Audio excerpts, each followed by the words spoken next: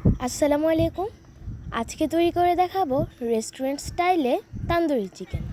এটা খেতে এতটাই মজা, বাসায় তৈরি করে না খেলে বুঝতেই পারবেন না। তান্দুরি প্যাকেট মশলা ছাড়া ঘরে থাকা সাধারণ মশলা দিয়ে রেস্টুরেন্টের স্বাদকেও হার মানাবে এই রেসিপি।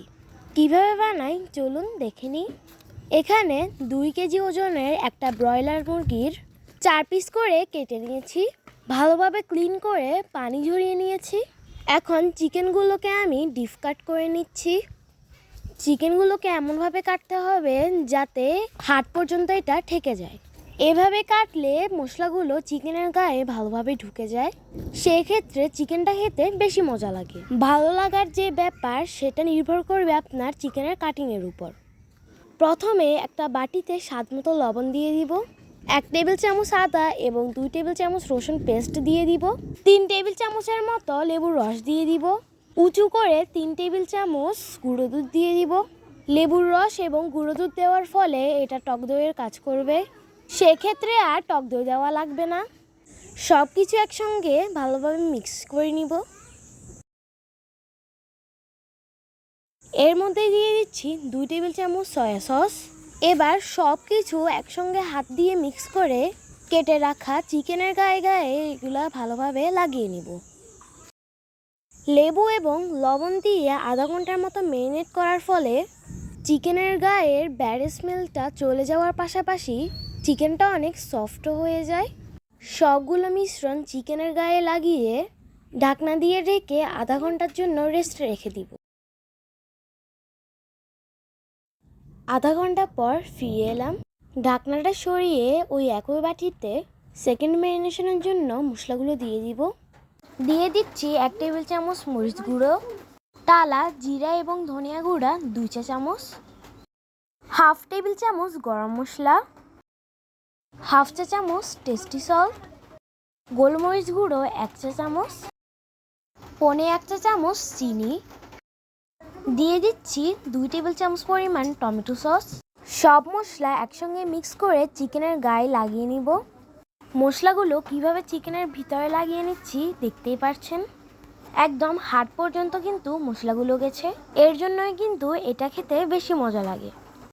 মশলাগুলো মাখার পাশাপাশি লবণটা একটু চেক করে নিতে হবে। লবণটা ঠিক হলে চিকেনটাও ভালো হয়। ঢাকনা দিয়ে ঢেকে 4 ঘন্টা নর্মাল ফ্রিজে রেখে দিব। 4 ঘন্টা পর ঢাকনাটা সরিয়ে দিয়ে দিব বেটে রাখা পেঁয়াজ এবং কাঁচামরিচ। এখানে আমি একটা পেঁয়াজ এবং 4টা কাঁচামরিচ ব্লেন্ড করে নিয়েছি। সাথে দিয়ে দিচ্ছি হালকা রেড ফুড কালার। সব কিছু একসঙ্গে চিকেনের সঙ্গে মেখে নিব। দিয়ে দিচ্ছি 1/4 কাপ সরিষার তেল। মশলা মাখার সময় ভুলেও সরিষার তেল ইউজ করবেন না, তাহলে চিকেনের উপরে কোট হয়ে যায় আর মশলাগুলো তেলের উপরে ভেসে থাকে। আপনারা যদি চিকেনটাকে কিছুক্ষণ ম্যারিনেট করে রাখেন তাহলে সমস্ত মশলা চিকেনের গায়ে প্রবেশ করে এবং কালারটাও চেঞ্জ হয়ে যায়। আমি সবগুলো একসঙ্গে মেখে নিয়েছি। এখন একটা ট্রের উপরে সামান্য ঘি দিয়ে দিয়েছি। এখন একটা ব্রাশের সাহায্যে চারপাশে ঘিটাকে লাগিয়ে নিব। এখন এক এক করে চিকেনগুলোকে ট্রের উপরে দিয়ে দিব। আমি এখন ইলেকট্রিক ওভেনে চিকেনগুলো দিয়ে দিচ্ছি। আমি ওভেনটাকে কিছুক্ষণ গরম করে নিয়েছি। এখন এটাকে আমি বেক করে নিব।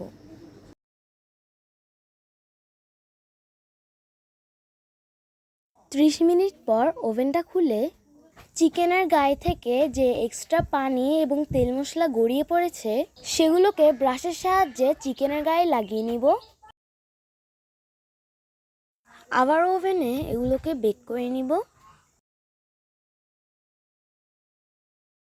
আরও 15 মিনিট পরে ওভেনটা খুলে চিকেন বের করে উল্টিয়ে দিব এবং সাইডে পড়ে থাকা তেল মশলাগুলো চিকেনের গায়ে লাগিয়ে দিব। এই তান্দুরি চিকেনটা একই নিয়মে ওভেনে না বেক করেও গ্যাসের চুলায় বানিয়ে নেওয়া যায়। সেক্ষেত্রে ননস্টিকের পাতিল অথবা ফ্রাই প্যান ইউজ করতে হবে। শেষবারের মতো সব মশলা ভালোভাবে চিকেনের গায়ে লাগিয়ে আবারও ওভেনে দিয়ে দিব। মোটামুটি চিকেনগুলো সিদ্ধ হয়ে এসেছে, আর বেশি সময় লাগবে না। চিকেনটা হতে থাক, এ ফাঁকে আমি একটা সস বানিয়ে নিচ্ছি। কড়াইতে কিছু সরিষার তেল দিয়ে দিব আর চিকেন ম্যারিনেশনের পরে যে মশলাগুলো বাকি ছিল সেই মশলাগুলো এখানে দিয়ে দিচ্ছি। কিছুক্ষণ নেড়ে চেড়ে দিব। কিছুক্ষণ নেড়ে চেড়ে দিয়ে দিব পানি। তারপর মিডিয়াম আঁচে পানিটা শুকিয়ে তেলটা উপরে ওঠা পর্যন্ত এইটাকে আমরা ভুনে নিব। এই মশলাটা দিয়ে তান্দুরি চিকেন খেতে কিন্তু অনেক মজা লাগে। এটা বলতে পারেন কাইন্ড অফ সস। সসগুলো আমি বাটিতে তুলে নিচ্ছি। এর সাথে আমি আরও 2 রকমের সস সার্ভ করে নিয়েছি, হোমমেড গ্রিন সস এবং টমেটো সস।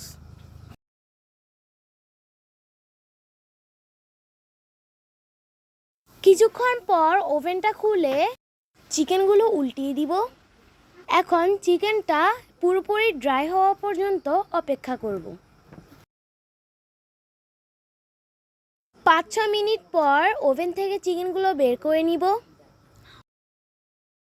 এবার গরম গরম পরিবেশন করে নিব। 3 রকমের সস এবং সালাদের সাথে আমি এটা পরিবেশন করে নিচ্ছি। এই তান্দুরিটা উপর থেকে একটু ক্রিস্পি, ভিতর থেকে সফট এবং জুসি। ফ্লেভার আর টেস্টের কথা কি বলবো, বানিয়ে না খেলে বুঝতেই পারবেন না কতটা টেস্টি। এই তান্দুরিটা রুটি, পরোটা, খিচুড়ি, বিরিয়ানি, পোলাও সব কিছুর সঙ্গে খাওয়া যায়। যখন যেভাবে ইচ্ছা সেভাবেই খেতে পারে। কয়লা পুড়ে স্মোকি ফ্লেভারটা যদি দেওয়া যায় তাহলে খেতে আরও বেশি মজা লাগে। তো আমার মনে হলো আজকে আর দরকার নেই, এমনিতেই খেতে অনেক মজা, তাই এভাবেই করে নিলাম।